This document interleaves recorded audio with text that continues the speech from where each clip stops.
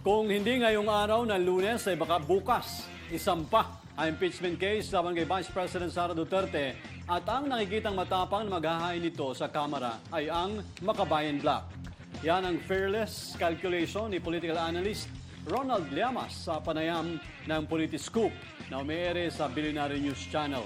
Sa panayam ni Llamas sa programang Politiscoop, sinabi nito na tangi ang nasabing grupo lang na mga progresibong mambabatas ang buo ang loob na makagawa nito.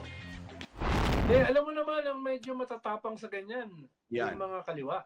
Yan. Hindi yan natatakot sa mga calculations, katulad ng mga politiko. Ito ba ay makakasama o makakabuti sa akin? Yung mga progresibong grupo, Yan. ito tawagin na kaliwa. Yung mga iba-ibang grupo rin yan eh. Yung mga progresibong grupo, ang kanilang term of preference, ang kanilang layunin ay para sa bayan. No? Yan. Ano ba makakabuti sa bayan? Kung yung impeachment ba ay makakatulong na hindi na uli maulit Yan. yung mga crimes against humanity sa ating bansa. Diba? Yun yung kanilang concern. Kaya whether manalo o matalo, susulong sila. Yan.